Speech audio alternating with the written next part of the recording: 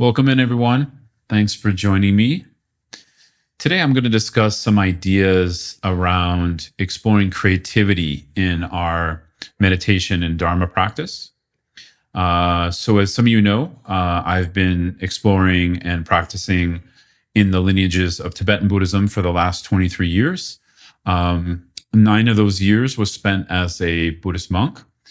And, among other challenges, I think one of my challenges I faced is how to engage with a structured path, because the Buddhist lineages that are still in existence, they do have structured paths, and those are extremely useful. So how to engage with a structured path and yet still approach it with some creativity. And so today I'm going to talk about some ideas of how I've worked with creativity in my Dharma practice and approach to the practice and understanding of Buddhism. And I hope this can give you some ideas for how you might bring more creativity into your path. First off, I want to define what I mean by creativity here, because in the West, we often have this idea that creativity means creating something materially new. So that it's creative if we take the traditional Buddhist path, for example, and make it our own and make it new. Now, there is something to be said for making it our own, but in my experience, making it our own is really something that should come out of working with the structure. So another example of this is before I got into Buddhism, I was a musician. I've been a drummer most of my life. And I grew up playing jazz because my father's a jazz bassist. And a lot of people maybe don't know what jazz is. Jazz is not one type of music. Some people think of a very kind of old-timey thing when you hear the word jazz, but actually jazz is continually creating itself and creating new forms of itself, I guess over the last 80 years or something like that, for a long time. And in jazz, we also have this way we work with the art and the culture and the history of the music, which is when you're training as a musician or as a jazz musician, you're actually working a lot with structure in the beginning. Some people, when they hear jazz, they hear freedom, but actually that freedom comes from having mastered the structure to a certain degree. So I'm thinking of someone like John Coltrane, who's a tenor saxophone player, probably one of the most famous jazz musicians ever, the hero for many, many jazz musicians. And he, when you track if you start listening to his journey as a musician from his early records to his later records, towards the end of his life, he became quite free, and he actually explored what's called free jazz.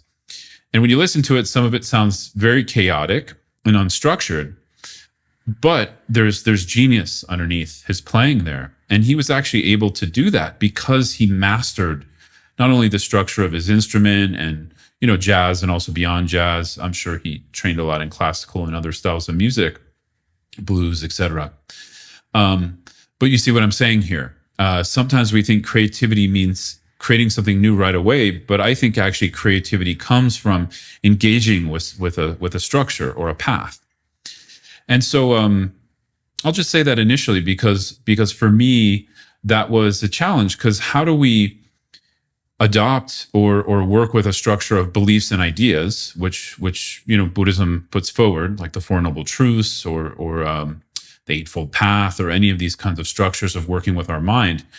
How do we do that without it turning into a belief, but at the same time using it as a path to question our own beliefs?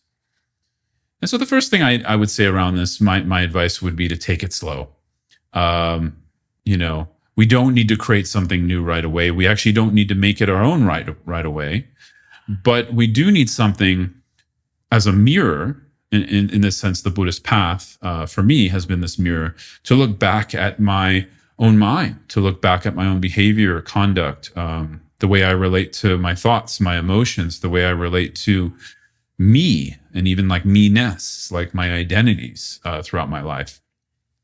So in that way, taking it slow, it's become incredibly useful for me. I'll just share with you, this sense of I think I never knew how many unconscious beliefs and biases and ideas I had about myself and the world until I started practicing the Buddhist path in this way. And so it's a lot like, two stones coming together and rubbing up against each other, or an analogy I've heard some Buddhist teachers use as like a sharpening stone and a knife. And when you're sharpening that knife, both the knife and the sharpening stone are actually wearing away at the same time. And this creates the phenomenon known as a sharp knife. And in Buddhism, that sharp knife can be an analogy to this wisdom aspect of the mind that's able to cut through our projections and confusion about ourselves and others. I would say like that the initial projection we're trying to see is that we're not our thoughts. And I think, many of you probably with just a basic mindfulness practice, or maybe in the beginning of your meditation journey after putting in some effort, you can see that. You can have this experience where thoughts can arise, and yet you're not identifying with them, even if that's for a minute or two. That's so powerful, right? And so we use that initial kind of glimpse to grow a wider experience of that, so we can continually turn back and look at how we're perceiving ourselves and others, how we're relating to our emotions and thoughts. And for me, this is where the creativity is, because when I'm personalizing my thoughts and emotions, when I'm caught in let's say being annoyed or angry or really clinging to something, it's like, I'm literally chained down. I'm literally in a prison of my own making, of my own habits. And there's no creativity. There's just belief. And then unfortunately, following after that belief, whether that's something positive or negative, right? I mean, hopefully we move more towards what's constructive and positive for us and others, but in either way, we're bound. So the Buddhist path is about getting unbound from this habitual pattern to believe what we think and feel. Now, of course, this doesn't mean we deny what we think and feel. Instead, we enter a process of curiosity. So that's kind of mainly what I wanted to discuss in this episode. Is curiosity for me is the one tool that seems to give so much space and so much understanding and so much movement in creativity in relation to my spiritual path. In this case, Buddhism. And that being because I don't necessarily take any of the philosophies. I mean, these days, it was different for me 20 years ago. I think I shifted from being a believer in other things to being a believer in Buddhism, which I don't think is wrong necessarily. It's like a step we have to take. But Buddhism, the point of the Buddhist path is not to become a believer, right? So I think that's tricky. But initially, there's a lot of ideas. And of course, our mind clings to them and takes those on. And maybe that's a sort of a necessary step. But at some point, we have to open that process up. And we even, with healthy skepticism, we look at the Dharma itself. And then the Dharma also offers us a tool to look at our own beliefs with healthy skepticism. So I call this like a two-way mirror. And, either way, if we're going into the extreme of belief in our own habitual patterns, projections, thoughts, and ideas, that's an extreme. And I think if we're just going into being a believer of a religion or a spiritual path, that's also an extreme, because we're not then using it to engage with the mind. And with curiosity, it adds this creativity, because there can be more open questions, more processes of inquiry where we don't immediately jump to an answer. So that's kind of what I mean by healthy skepticism. That's how I use it. I kind of use this I don't know mind, where, I just kind of look at something. Now we can look at it through analysis, through thought or logical reasoning. We do that in Buddhism as well. Or we can look at it just with raw awareness. So for me, this is one of the main benefits of meditative awareness practice, is because we cultivate this quality of mind, of watchfulness or awareness. We cultivate it, to a point where it's strong enough where we can actually become watchful of something, whether that's a thought, an emotion, an outer phenomena, a sense perception, like something we see. And we're trying to experience that in the most raw way possible.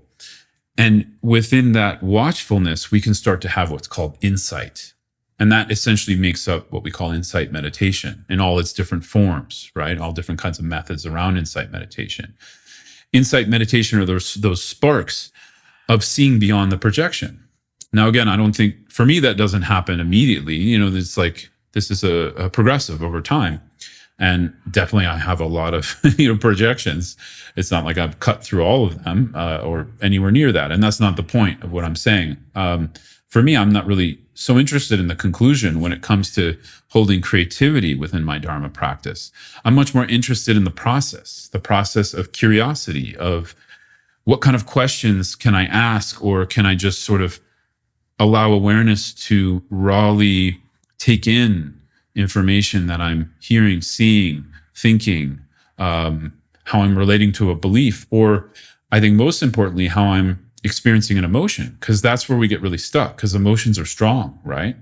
They pull us in, they grab us, whether it's attachment, anger, jealousy, pride, whatever. We get, taken by our emotions. And this is, one of the main causes of suffering.